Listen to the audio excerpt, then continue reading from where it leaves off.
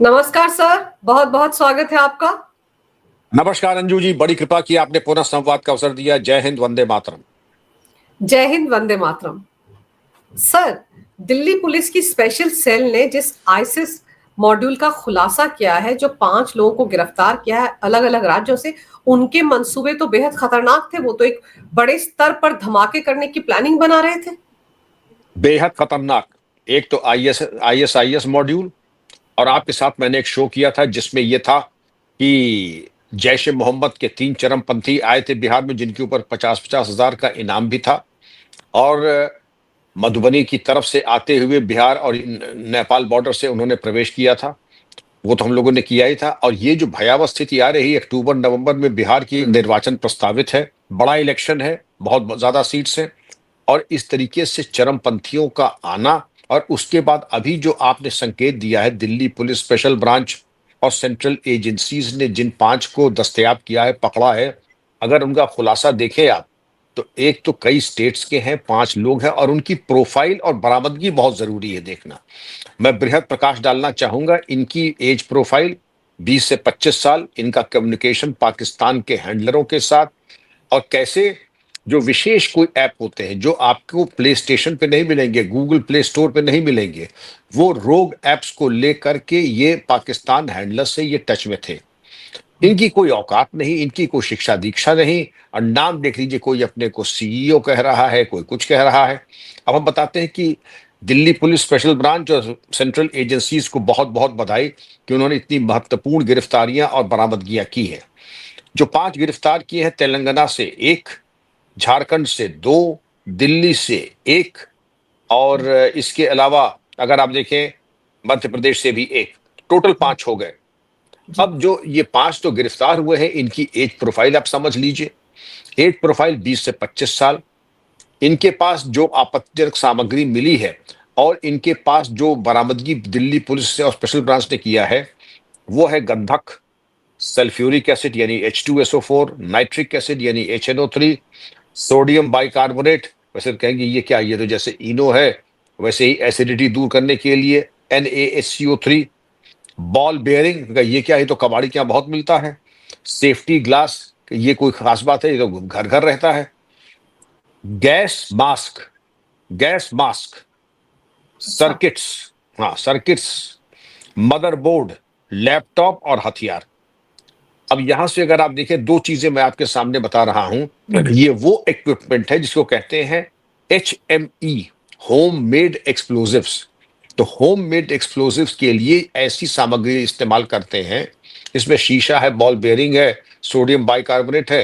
ये आपने 2, चलिए नाइट्रिक एसिड कर लिया, ये सल्फ्यूरिक एसिड ले लिया, ये तो घर घर में फर्श साफ करने, टॉयलेट साफ करने के लिए इस्तेमाल होता है, जो ऐसा कोई बड़ा केमिकल नहीं है। लेकिन होम मेड एक्सप्लोजिव से बड़े बड़े चरमपंथी, बड़े बड़े टेररिस्ट अटैक्स और बॉम्बिंग्स हो चुकी हैं। यही इसीलिए इनकी ट्रेनिंग होती है कि HME एक नया टर्म आया है। और प्रीकर्सर केमिकल्स, फिर मैं कह रहा हूं प्रीकर्सर केमिकल्स, प्रीकर्सर केमिकल जितने भी मैंने आपको एसिड्स बताए, nitric acid, sulphuric acid, sodium bicarbonate, ये प्रीकर्सर केमिकल्स हैं। कोई भी बड़ा विस्फोट करने से पहले ये प्रीकर्सर केमिकल अगर है, इसको कोई, लेकिन इन प्रीकर्सर केमिकल्स के जरिए हम विस्फोटक और हम अपने जो है एक्सप्लोजन करने में हमारा सामर्थ्य बन जाता है। सर्किट्स हमारे पास मौजूद हैं, सर्किट्स के साथ साथ मदरबोर्ड हमारे पास है। रेसिपी हमें पाकिस्तान का हैंडलर हमें बता ही रहा है कि कैसे हमें ये करना है। अब बिहार के इलेक्शन के पहले इतनी बड़ी साजिश, अब ये जो पकड़े गए हैं, इन लोगों की प्रोफाइलिंग अगर आप करें तो पाकिस्तान से सोशल मीडिया के जरिए ये लोग टच में थे। और ये कहते हैं खिलाफत मॉड्यूल। ये खिलाफत क्या होता है? ये आप जो चाहते हैं कि जो गजवाए हिंद, उसी को कहते हैं खिलाफत।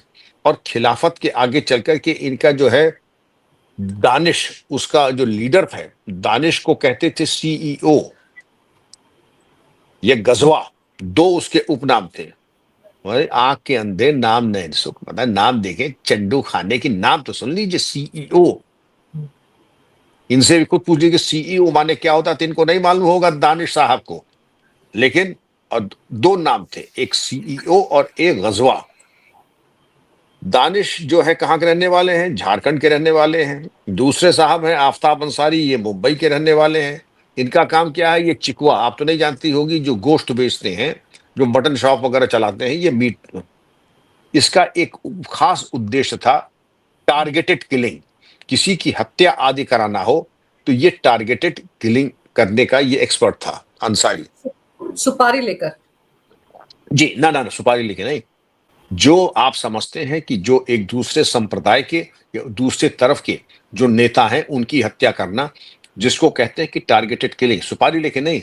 सुपारी तो इनको पाकिस्तान के अंडर देंगे ही। आईएसआईएस की विचारधारा वाला जो है उसका एक ही सुपारी है, वो आती है पाकिस्तान से। हिंदुस्तान में तो छांगुर वगैरह दे दें तो बात अलग है, लेकिन उनकी असली चीज जो है वो आती है आईएसआई से। आईएसआई जिसको कह देगा कि बिहार के पहले कुछ ऐसी वारदात कर दो कि भय और आतंक हो जाए, सांप्रदायिक सौहार्द समाप्त हो जाए, तो इस तरीके का कोई घटनाक्रम करना होगा, तो उसके लिए ये टारगेटेड किलिंग करने के लिए ये जो मुंबई वाला है आफताब अंसारी, ये स्पेशलिस्ट बताया जाता है। दूसरा है कामरान कुरैशी, ये मध्य प्रदेश से गिरफ्तार हुआ है। कामरान कुरैशी। अजीफा, ये तेलंगाना से गिरफ्तार हुआ है। अब अगर आप ये देखें कि कैसे ये इनका ताना बाना दिल्ली में भी है, मध्य प्रदेश में भी है, तेलंगाना में भी है, झारखंड में भी है, नेटवर्क इनका कितना वेल डेवलप्ड है। और नेपाल से जो बिहार आए थे उसमें एक था हसनैन, दूसरा था आदिल और तीसरा था उस्मान। ये तीन आए थे, इस पे हम लोग शो कर चुके हैं। और ये जो तीन आए थे इनकी फोटो आदि भी थी। 50-50 रुपए का मधुबनी के एसपी ने इनके ऊपर इनाम भी किया था। वाया रक्सौल ये आए थे। और तेलंगाना वाले ने, या इनकी रिक्रूटमेंट कैसे हुआ, तो इस पे ज्यादा थोड़ा चर्चा करने की जरूरत है कि ये पाकिस्तान वालों से टच में तो रहते ही थे, लेकिन सोशल मीडिया के माध्यम से ये रिक्रूट करते थे। पहले ब्रेन वॉश करो, माइंड गेम खेलो, ब्रेन वॉश करके डॉक्टर जाकिर नायक आदि की जो साहित्य था उसको देखो, इस्लाम की श्रेष्ठता को और उसके बड़प्पन का बखान करो, और ये कह दो कि बाकी धर्म संप्रदाय कोई मायने नहीं रखते हैं। इसलिए बेहतर होगा कि सारी दुनिया जब एक बार इस्लाम के छत्र छाया में आ जाएगी तो अभी से कि उसको कबूल फरमाओ। तो इस तरीके की बातें, इसको हम कहते हैं पहले वर्गलाना, माइंड गेम्स खेलना, ब्रेन वॉश करना।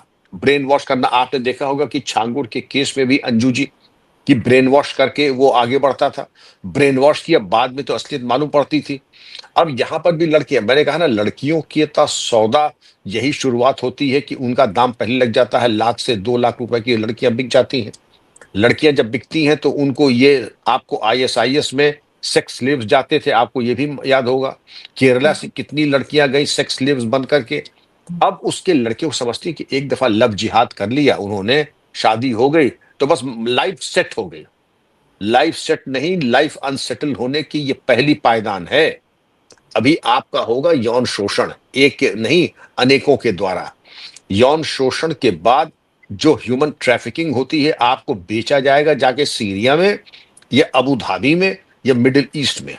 बेचने के बाद आपसे कराया जाएगा देह व्यापार। देह व्यापार के बाद जब ये नौकरानी बनने काबिल होंगी तो इनको नौकरानी बना करके इनको मानव तस्करी में इनसे काम लिया जाएगा। और जब एक उम्र हो जाएगी, इनके अंग प्रत्यंग बेच करके किडनी, लिवर, आंख, जो कुछ भी बेच सकते हैं उसको बेचेंगे, जिसको कहते हैं कैनिबलाइज। और ये बच्चियां लव जिहाद में, सावन के अंधे को सब हरा हरा दिख रहा है, इन्हें अंदाज नहीं कितना भयावह परिदृश्य होगा अगर ये लव जिहाद के चक्कर में पड़ी। ये हर माता पिता को और हर बच्ची को समझ लेना चाहिए, मुसीबत को दावत देना हो तो जरूर लव जिहाद में चक्कर में फंस जाओ तुम। अब हम आते हैं कि जो सामान बरामद हुआ है, बॉल बेयरिंग वगैरह कुछ, उसकी थोड़ी सी चर्चा हम लोग कर लें। जी। देखने में तो अंजू जी ये HMEs हैं, होम मेड एक्सप्लोजिव्स हैं, लेकिन अगर आप ये देखिए कि अगर किसी तरह से एक्सप्लोजिव में बॉल बेयरिंग आ जाए या उसमें सेफ्टी ग्लास या टफेंड ग्लास आ जाए। टफेंड ग्लास ये होता है परत दर परत होती है, और वो एक तरीके से कहने को कांच है लेकिन लोहे की तरह ताकत होती है, और जब फट करके जाती है तो उसके टुकड़े और उस तरीके से जो घायल करने की प्रवृत्ति होती है वो भयावह होती है। अमेरिका में इस तरीके के कई विस्फोटक पहले हुए थे जिसमें टफेंड ग्लास का इस्तेमाल हुआ, बॉल बेयरिंग का इस्तेमाल हमारे यहाँ दिल्ली के एक्सप्लोजन से पहले होता था, जब इंडियन मुजाहिदीन करती थी, तो यही केमिकल्स का इस्तेमाल होता था। इंडियन मुजाहिदीन जब चूंकि बैन हो गया, सिमी बैन हो गया, पीएफआई बैन हो गया, लेकिन डीएनए तो बदला नहीं, तो डीएनए के चलते ये फिर कर रहे हैं। बॉल बेयरिंग की ये कैपेसिटी होती है। सबसे पहली चीज, ये जितनी बातें मैंने आपको बताई है, ये सब आइटम्स बड़े सस्ते होते हैं, इसमें किसी भी की कीमत कोई बहुत ज्यादा नहीं होती है। अब बॉल बेयरिंग जो है वो ब्लास्ट करती है, अगर इसी तरह का टफेंड ग्लास है तो उसकी मारक क्षमता बहुत दूर तक, बहुत देर तक रहती है। अब गैस मास्क आपने देखा कि पहली बार आपने सुना होगा, गैस मास्क कहां से आ गया? बिल्कुल सर, गैस मास्क का मतलब ये हुआ कि कहीं कोई रासायनिक हमला करने की भी मंशा थी। बिल्कुल सही निष्कर्ष संजू जी। रासायनिक हमला, जहां आग लग सकती है, जहां जहरीली गैस निकल सकती है, सोडियम बाइकार्बोनेट और तमाम चीजें जो HME है, उसके जरिए ये जहरीली गैस निकाल सकते हैं धुआं, तो गैस मास्क पहन करके वहां भाग सकते हैं। कहां करेंगे? सिनेमा हॉल, मॉल, किसी ऐसी जगह जो भीड़ भाड़ वाला स्थान हो, तो गैस मास्क पहना और भाग गए तो हम तो बच जाएंगे। लेकिन जहां पे हमने फेंका है, हम मतलब ये जो चरमपंथी हैं, ये जो CEO हैं, ये जो गजवा हैं, जो बाकी जो बर्फ है, ये उनकी ऊपर जो बात हम लोग कर रहे थे, जो 20-25 साल उम्र है दानिश, और दानिश के साथ साथ इनके जो मुंबई वाला है मीट सेलर आफ्ताब अंसारी, अब इन्होंने अगर बॉम्ब बनाया तो अब आप देखें, एक तरफ तो HME है, दूसरी तरफ इम्प्रोवाइज्ड एक्सप्लोसिव डिवाइसेस बनाने के लिए इनके पास क्या है? सर्किट बोर्ड्स हैं, लैपटॉप्स हैं, इनके पास से हथियार बरामद हुए हैं कि अगर भागने के रास्ते न मिले तो कंट्री मेड पिस्टल्स हैं हमारे पास विस्फोटक है जिससे कि हम बम बना करके होम मेड इंडिजिनस ग्रेनेड्स बना सकते हैं। और गैस मास्क हमने पहली बार देखा कि इन चरमपंथियों के पास गैस मास्क हो, और मेरा बड़ा लंबा अनुभव है। इसका मतलब ये छोटे मोटे ये कलाकार नहीं थे, बड़े कलाकार हैं। अब बड़े होने का 3 काम है। एक तो जो उपनाम है वो भी उनके व्यक्तित्व का दर्पण होता है, गजवा। दूसरा, रोग एप्स का इस्तेमाल। और तीसरा, पाकिस्तान हैंडलर्स के जरिए इनका टच और संपर्क, और यहाँ पर सोशल मीडिया के जरिए ये अन्य युवाओं को वर्गलाना, और वर्गलाने के बाद उनको कन्वर्ट करना। तो इसका उद्देश्य है फिर वही है, घूम फिर के वही आता है जिसको कहते हैं demography is destiny. Demography is destiny. अगर इन्होंने डेमोग्राफी बदल दी तो अपना भविष्य बदल लेंगे। सारा खेल इसी बात का है। और उसके चलते अगर आप देखें तो इस तरीके के आक्रमण, दूसरा नाजायज बांग्लादेशी रोहिंग्याओं को बुलाना, लव जिहाद करना, जबरन धर्म परिवर्तन कराना। आपको हमने बताया था कि जैसे हम लोगों ने डिस्कस किया था एक शो में कि छांगुर के पास 1000 लड़के एम्प्लॉयड हैं। अब 1000 क्या, हम आप तो एक नहीं रख पाते हैं, इनके पास 1000 कैसे आए? इनका बिजनेस मॉडल है, कोई अपनी जेब से थोड़ी खर्च करते हैं। पहले इन्होंने 500 करोड़ मिडिल ईस्ट से लिया, फिर उसके बाद तो एक एक लड़की खुद में जो उनके लिए है कामधेनु हो जाती है। उसका यौन शोषण, उसका व्यापार, देह व्यापार, फिर अंग प्रत्यंग का वो, उसके बाद उसको नौकरानी की तरह, गुलाम की तरह उससे काम लेना। तो ये पूरा एक बिजनेस मॉडल है। जमीनों पर अतिक्रमण, जो इनको पेपर्स दिए जाते हैं, और यहाँ पर भी ये जो 5 गिरफ्तार किए 5 स्टेट्स में ऐसे थोड़ी पहुंच गए, और जो 5 स्टेट्स की यहाँ पहुंच गए, फिर आखिर इनको टेक्नोलॉजी किसने दी? इनको भी किसी ने गाइड किया, वही जाकिर नाइक का लिटरेचर, और जाकिर नाइक के लिटरेचर से इन्होंने हमारे युवाओं को वर्गलाया। अब अंजू जी, सवाल ये उठता है कि बिहार का इलेक्शन तो है ही महत्वपूर्ण, है ही है। बिहार बड़ा संवेदनशील है और नेपाल से सटी हुई सीमा पे है। और नेपाल में भी कोई ऐसे थोड़ी कि इनका अनाचार, दुराचार, व्यभिचार केवल भारत में सीमित है। ये कितने अफगानिस्तान से और भारत से, पाकिस्तान से इनके युवा, मुस्लिम युवा नेपाल में जाते हैं, हिंदू नाम रखते हैं, वहां पे जो काम हिंदुस्तान में हो रहा है वही काम नेपाल में भी कर रहे हैं। और उसी बॉर्डर के ऊपर इंडो नेपाल बॉर्डर हो, इंडो बिहार बॉर्डर हो, और ये बिहार नेपाल बॉर्डर हो, यूपी नेपाल बॉर्डर हो, तो वहां पर ये बस जाते हैं। फिर वहां पर जाकर के ये ISI को प्लेटफॉर्म दे देते हैं। फिर ISI अपनी गतिविधियां यहां पे बेखौफ होकर चलाता है और बड़े जुनून के साथ चलाता है। नेपाली वैसे भी बड़े सीधे सरल प्रवृत्ति के होते हैं, ज्यादा 3-5 नहीं जानते हैं, ज्यादा खोद विनोद नहीं करते हैं। तो वो भी बेचारे उसी ट्रैप में फंस गए, जैसे बलरामपुर में हमारी बच्चियां या कुशीनगर की हमारी बच्चियां फंस गई, या मेरठ वाली बच्ची जिसका सुनवाई नहीं हुई थी। तो अंजू जी, इस स्थिति के ऊपर भारत में एक कार्य योजना बनानी होगी। इस तरीके के लोग जब पकड़े जाएं तो उनके साथ हम क्या करें?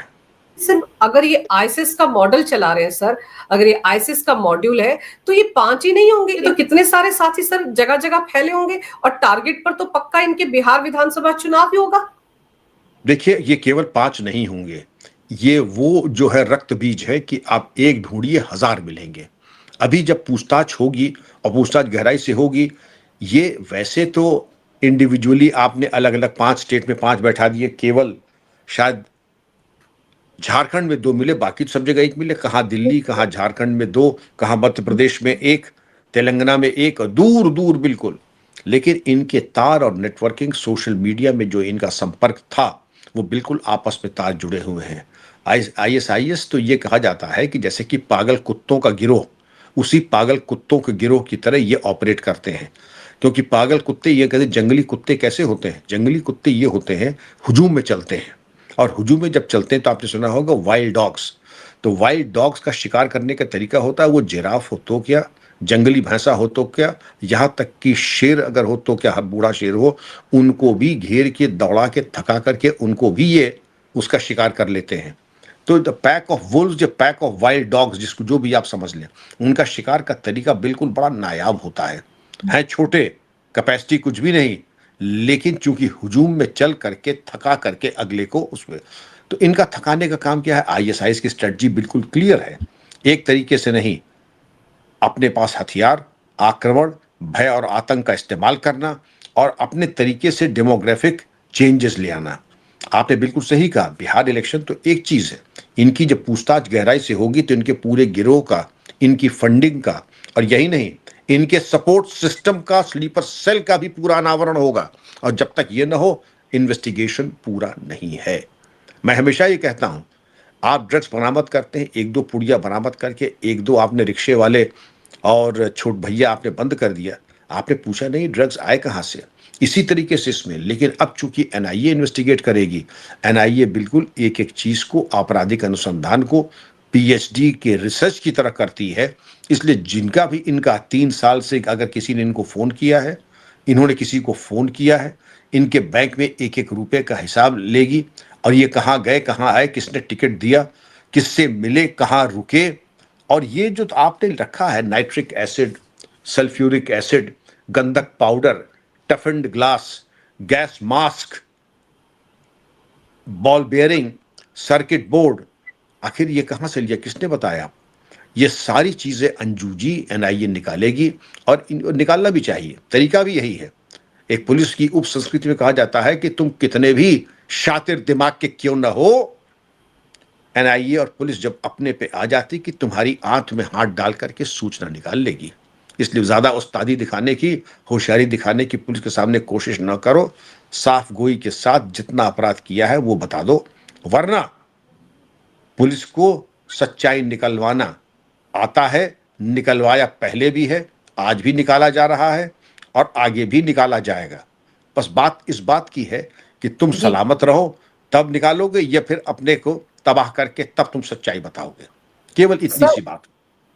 सर इनके मामले में तो ये भी कहा जा रहा है कि ये युवाओं की ऑनलाइन भर्ती भी करते थे, यानी कि युवाओं को पहले ब्रेन वॉश करके उनकी भर्ती आईएसएस के लिए करते थे, वहां पर भेजा जाता था उनको, युवाओं को।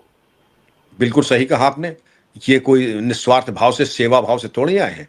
ये आए हैं, इनका बहुत विराट एक आयोजन था, दूरगामी इनका एक कार्य योजना थी कि लोगों को वरगला करके, खासकर युवाओं को। उसका साहित्य कहां से आया? जाकिर नायक का साहित्य। उनको तौर तरीका किसने बताया ब्रेन वॉश और माइंड गेम्स खेलने का? आईएसआई ने बताया कि इनके बस का तो कुछ है नहीं, ये तो अनपढ़ कोई चिकवा है, कोई बुचर है। और आईएसआई ने इनको ट्रेन किया कि वीक माइंडेड लोगों को, खासकर जो गरीब हो, डिप्राइव्ड हो, जिनके मन में कोई वलवला हो, जिनके मन में वलवला हो, वो आप कैसे पता लगाएंगे? वो पता लगाएंगे सोशल मीडिया पोस्ट पे। सोशल मीडिया पोस्ट जिसने अगर उल्टा सीधा आड़ा तिरछा कुछ किया, मान लीजिए मोदी जी के खिलाफ कर दिया, हमारे प्रधानमंत्री के, हमारे मुख्यमंत्री योगी आदित्यनाथ के कर दिया, या हमारे लिए कि ऐसी चीजों पे, संभल के बारे में उनको बहुत आक्रोश है, जुर्ग में बहुत आक्रोश है, तो ऐसे लोगों को इकट्ठा करके पैनल बना करके 500-600 लोगों को उसको आधा कर देंगे, आईएसआई से अनुमोदन लेंगे, अनुमोदन लेने के बाद अगर इनको रिक्रूटमेंट में वर्गला करके, आपने ये देखा कि इनके 1000 लड़कों ने कैसे बलरामपुर के आसपास 200 लड़कियों तक को तो इन्होंने ब्रेन वॉश करके लव जिहाद में शिकार बनाया। तो इनके लिए अगर 500-600 लड़के ऐसे ढूंढे, उसमें से 200 लड़के निकाल देना कोई बड़ी चीज नहीं है, लेकिन वही माइंड गेम्स खेल के, ब्रेन वॉश करके, कन्वर्ट करके उस तरीके से करना। तो ये तो कह रहे हैं हर शाख पे उल्लू बैठा है, अंजाम गुलिस्तां क्या होगा। लेकिन एनआईए और पुलिस, वो ये आर्टिफिशियल इंटेलिजेंस और ऐसे तमाम टूल्स हैं कि सोशल मीडिया पेट्रोलिंग के माध्यम से हर चीज पता लग जाती है, कोई चीज छुपने वाली नहीं है। ये खलीफा समझते हैं ये रोग एप्स बना लेंगे अंजू जी तो उसके बाद इनकी बचत है। वास्तविकता ये है कि इनकी कोई बचत नहीं है। पाकिस्तान ने थोराया नाम की एक टेलीकॉम कंपनी लगाई, नेट पे जाइएगा देखिएगा, वो बनी ही इसीलिए है कि पाकिस्तान ऑक्यूपाइड कश्मीर और इंडो कश्मीर में कि वो नेटवर्क आपको पूरी कनेक्टिविटी उपलब्ध कराए, बिल्कुल पूरी नेटवर्क कनेक्टिविटी आपको उपलब्ध कराए, लेकिन वो भी काम नहीं आई आपके। देखिए उसके लिए भी कोई इस तरीके के दूरगामी काम करने के लिए उसके लिए भी बुद्धि चाहिए, प्रतिभा चाहिए। जी। दुर्भाग्य से आपके लिए ना आप में बुद्धि है, ना प्रतिभा है, न बुद्धि है, न प्रतिभा है। और फिर जब पकड़े जाते हो तो फिर कुटाई होती है, और जब कुटाई होती है तो विक्टिम कार्ड खेलते हो, तुम इस्लामोफोबिया की बात करते हो। अभी आपने संभल का नाम लिया। आप देखिए संभल को लेकर जो न्यायिक आयोग की रिपोर्ट आई थी उसमें भी तो कहा गया था कि बहुत सारे आतंकवादी संगठनों ने वहां पर अपने अड्डे बना लिए हैं। शायद इसीलिए अब यूपी पुलिस की तरफ से वहां पर एटीएस का एक सेंटर बनाने की तैयारी भी हो रही है। होना भी चाहिए था। जहां जहां संवेदनशीलता है, जहां पर आपने हिंदुओं की संख्या आपने 70 साल में 15% पे आप ले आए, उनके पूजा स्थल सब आपने कब्जा कर लिया, आपने अपने घर के ऊपर एक सब स्टेशन बना लिया, चोरी की बिजली न सिर्फ आप इस्तेमाल करते थे और संवैधानिक पद पे रहते हुए न सिर्फ चोरी की बिजली इस्तेमाल करते थे बल्कि औरों को भी आप सप्लाई करते थे। तो जहां पर इतना हिंसा का तांडव होगा, राष्ट्र विरोधी गतिविधियां होंगी, समाज विरोधी गतिविधियां होंगी, तो अंजू जी एटीएस का कार्यालय तो वहां खुलेगा ही खुलेगा। वहां खुलना भी चाहिए और बहुत अच्छी तरीके से खुलना चाहिए।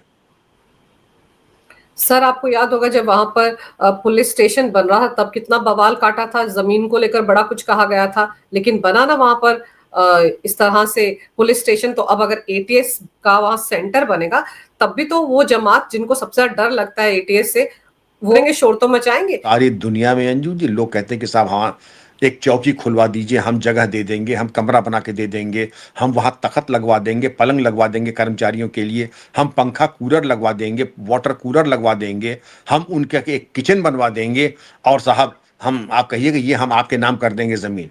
लोग इतना करते हैं। और एक वर्ग ऐसा है, नहीं साहब हमें थाना नहीं चाहिए, हमें चौकी नहीं चाहिए, हमें एटीएस तो भूल जाइए, क्योंकि उनकी जिसके चोर की दाढ़ी में कि मतलब दाढ़ी कम तिनके ही तिनके हैं, वही एटीएस और पुलिस का विरोध करती है। सामान्य व्यक्ति तो चाहता कि वहां थाना खुले, चौकी खुले, एटीएस खुले, लेकिन जो चुट्टा होता है वो नहीं चाहता है कि चौकी खुल जाए, थाना खुल जाए, एटीएस। फिर उसकी उसका ये चुट्टापना चलेगा कैसे?